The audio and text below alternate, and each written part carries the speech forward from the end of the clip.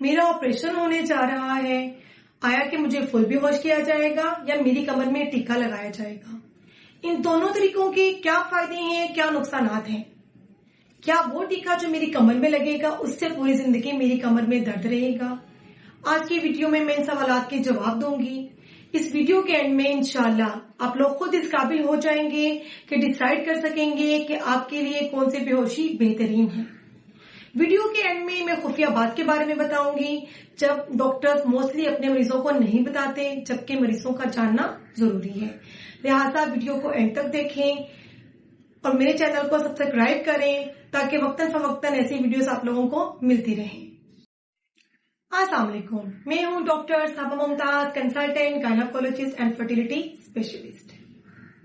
جب بھی کسی فیمیل کا سیزیرین یعنی آپریشن ہوتا ہے تو وہ یہ پوچھتی ہے کہ کیا میری کمر میں ٹیکا لگایا جائے گا یا مجھے فل بے ہوشی دی جائے گی۔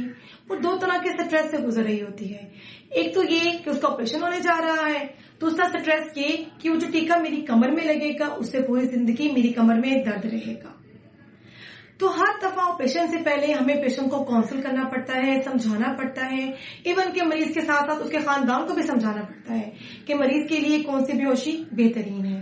تو میں نے سوچا کیوں نہ اس ٹاپک پر میں ویڈیو بناؤں تاکہ میرے مریض خود اس قابل ہو سکیں کہ وہ خود فیصلہ کر سکیں۔ بے ہوشی دو طرح کی ہوتی ہے، فل بے ہوشی جس کو جنرل اینستھیزیا کہتے ہیں، دوسرا کمر میں ٹیکا جس کو ریشنل اینستھیزیا یا اسپائنل اینستھیزیا کہتے ہیں۔ میں آپ لوگوں کو ڈیٹیل سے بتاتی ہوں۔ پہلے ہم بات کر لیتے ہیں جنرل اینستھیزیا یعنی فل بے ہوشی کے بارے میں۔ اس میں کیا ہوتا ہے، پیشنٹ کو مکمل طور پر بے ہوش کر دیا جاتا ہے۔ پیشنٹ خود سانس نہیں لے رہا ہوتا، سانس کی نالی میں ایک ٹیوب ڈالی جاتی ہے اور پیشنٹ کو آرٹیفیشل مشینوں پر ڈال دیا جاتا ہے۔ وہ اس مشین کے ذریعے سانس لے رہا ہوتا ہے، مکمل طور پر بے ہوش ہوتا ہے، اسے کسی چیز کا ارد گرد کے انوائرمنٹ کا نہیں پتا ہوتا۔ فل بے ہوشی دینے سے پہلے ہمیں مریض کو تیار بھی کرنا پڑتا ہے۔ کیا مطلب کہ مریض کم از کم 8 سے 10 گھنٹے پہلے NPO ہو، مین اس نے کچھ بھی نہ کھایا پیا ہو۔ یہ کیوں ضروری ہے؟ کیونکہ جب پیشنٹ کو فل بے ہوشی سے آؤٹ کرتے ہیں تو بعض اوقات کھانے کے ذرات معدے سے نکل کر سانس کی نالی میں آ جاتے ہیں، جس کی وجہ سے پیشنٹ وامٹ کر رہا ہوتا ہے اور وہ سانس کی نالی میں جانے کی وجہ سے اسپریڈ کر سکتا ہے، جو کہ انتہائی جان لیوا کمپلیکیشن ہے۔ اس سے مریض کی جان بھی جا سکتی ہے۔ دوسرا، فل بے ہوشی سے پہلے ہمیں مریض کے جگر اور گردوں دونوں کے ٹیسٹ چاہیے ہوتے ہیں، کیونکہ فل بے ہوشی میں جو ادویات استعمال کی جاتی ہیں وہ جگر اور گردوں کے ذریعے خارج ہوتی ہیں۔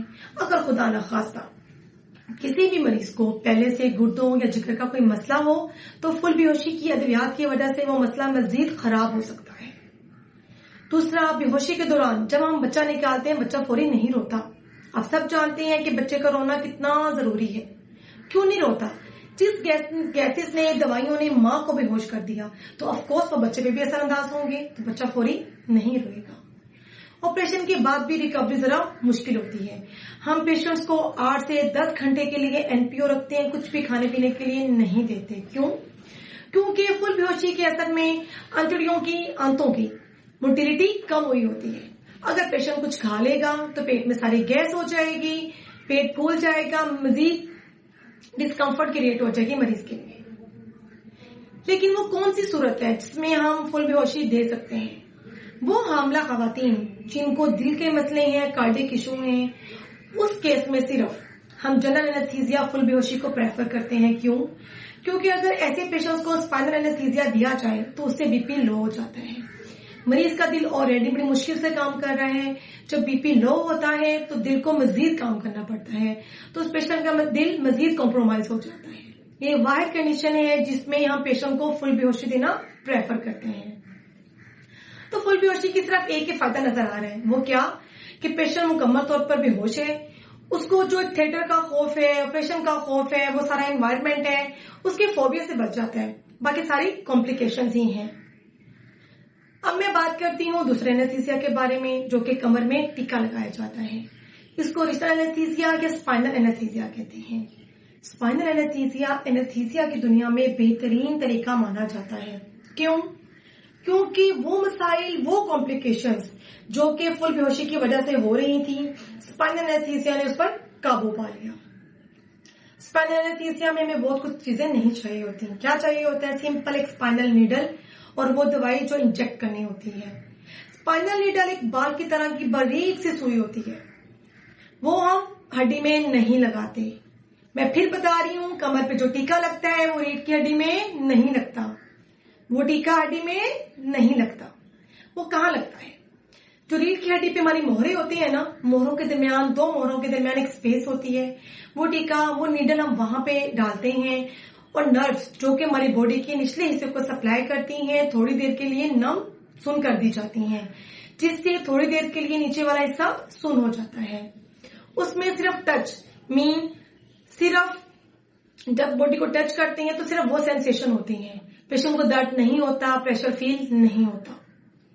और ऑपरेशन के दौरान मरीज जाग रहा होता है, डॉक्टर से गपशप कर रहा होता है, और जैसे ही हम बेबी को निकालते हैं तो बेबी फौरी क्राई करता है।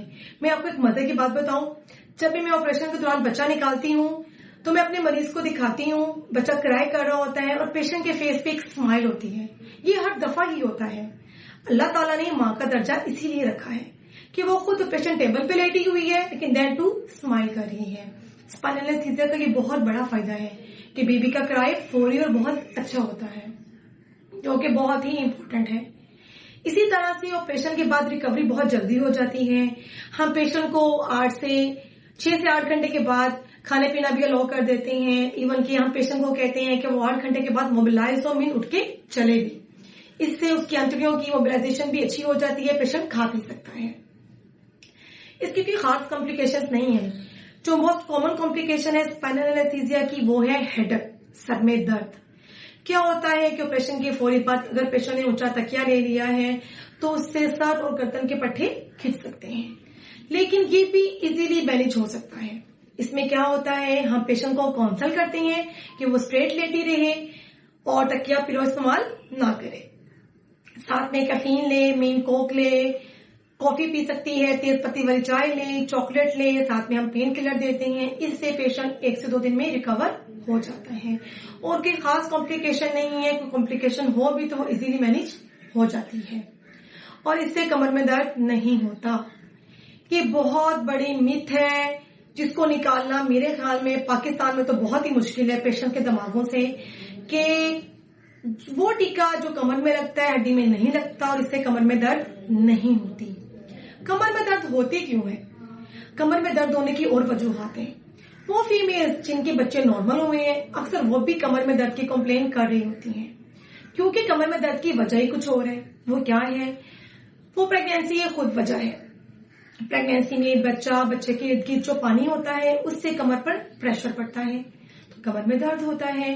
दूसरा, प्रेगनेंसी के दौरान एक हार्मोन होता है रिलैक्सिन, वो खारिज होता है जिससे हड्डियों के लिगामेंट्स कमजोर हो जाते हैं, ढीले हो जाते हैं तो कमर में दर्द होता है। इसके अलावा बच्चे की हड्डियां कैसे बनती हैं?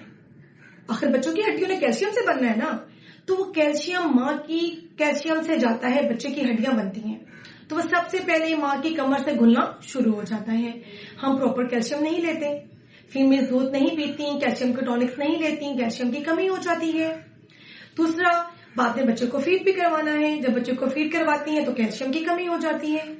इट मीन प्रेगनेंसी खुद एक वजह है, नंबर 2 कैल्शियम की कमी एक वजह है। एक वजह और क्या है? हमारा पोस्चर, पोजीशन। कुछ फीमेल ज्यादा काम झुक के करती हैं, कमर को स्ट्रेट नहीं रखती।